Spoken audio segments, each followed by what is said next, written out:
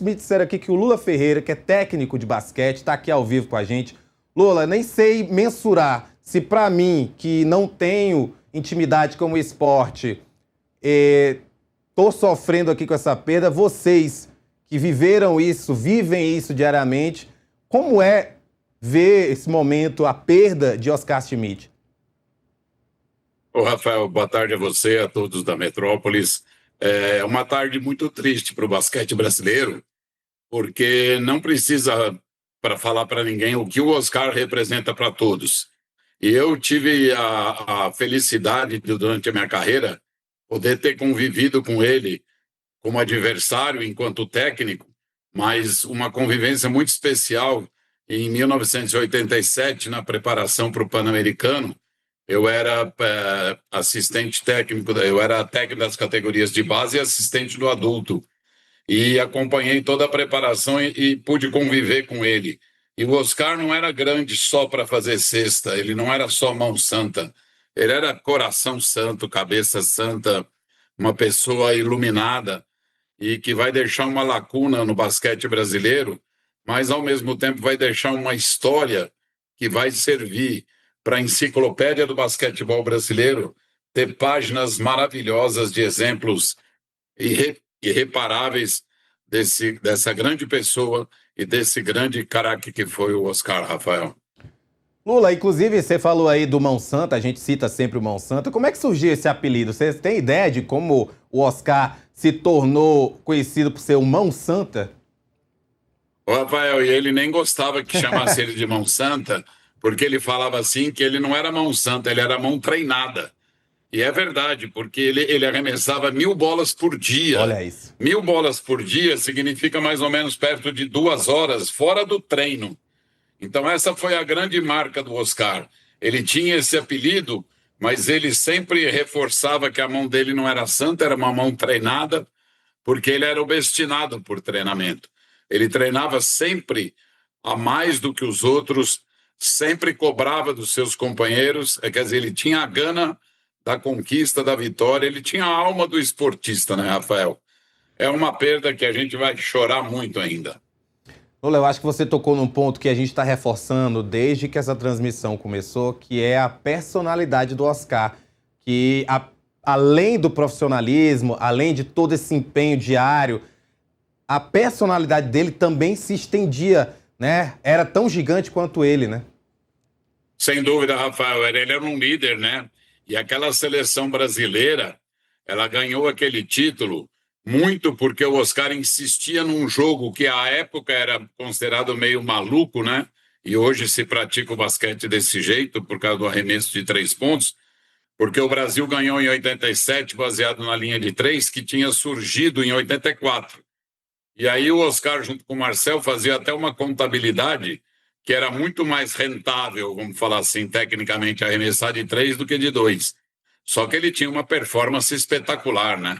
Então, um arremesso de 3, ele é muito produtivo quando você tem atiradores como ele e o Marcel. Então, ele tinha, como você colocou, a alma do vencedor. E essa alma, ela não é uma alma que deixa todo mundo do seu lado muito confortável. Porque quem quer vencer no esporte de alto rendimento não tem um patamar confortável. Então, o Oscar queria sempre mais, e cobrando os companheiros. E ele tem passagens que mostram isso amplamente. E realmente, o coração está chorando, mas o basquete ele tem que agradecer uma pessoa como o Oscar, que contribuiu, porque essa história do basquete tem muitas páginas gloriosas, fatalmente o Oscar é responsável por muitas delas. Lula, outro questionamento que a gente se fez mais cedo, eu tô com o repórter Marcelo Hendrick, daqui a pouquinho ele vai também conversar contigo, a gente tentou mensurar o que significa fazer quase 50 mil pontos. E aí eu queria saber de um profissional, que é o seu caso, como a gente mensura o que é 50 mil pontos? Porque é tão distante essa realidade, esse recorde de Oscar, e eu queria que você pudesse também comentar o quão de fato é grande isso. Olha, Rafael, é muito grande sim, para o torcedor ter uma ideia, vamos trazer para dentro de uma partida que talvez seja mais fácil, que são números mais fáceis de compreender.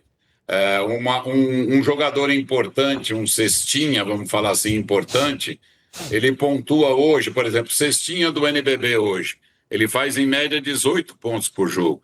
E o Oscar fazia invariavelmente acima de 25. Embora 18 e 25 possam parecer números próximos, mas em termos estatísticos é muita coisa de diferença. Então ele era assim, e ele...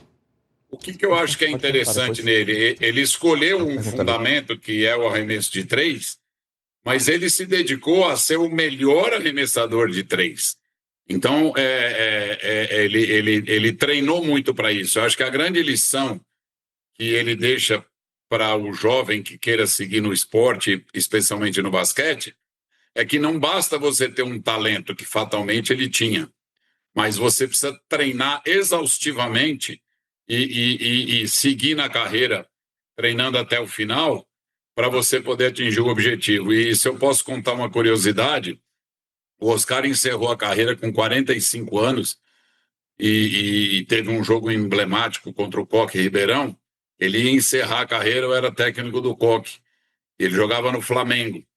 E no terceiro jogo, onde o Coque conseguiu a vitória e fechou a série em 3-0, ele foi desqualificado pelo árbitro. Ele discutiu com o árbitro, foi meio intempestivo, o árbitro expulsou ele do jogo. E ele foi para o vestiário, e teoricamente seria a última partida dele. Só que ele ficou tão indignado de terminar a carreira sendo desqualificado do jogo, que ele falou no vestiário: vou jogar mais um ano para encerrar a carreira de outra maneira e não dessa maneira. Então, ele lutava contra ele mesmo, não era uma questão só de título. Ele era muito competitivo, muito competitivo. Eu não sei se tem o tempo para contar mais uma curiosidade. Quando a CBB comemorou há 70 anos de existência, fez um jantar no Copacabana Palace, todo requintado, e entregou vários prêmios a vários esportistas que estavam sentados. E os esportistas estavam sentados em mesas de 6, 8 pessoas. E no final da entrega, eu estava do lado da mesa dele. Ele e os companheiros dele ali, Cadum, Israel, ganharam troféus também. Aí ele olhou na mesa dele, olhou nas outras e falou assim: nossa mesa tem mais troféu que as outras.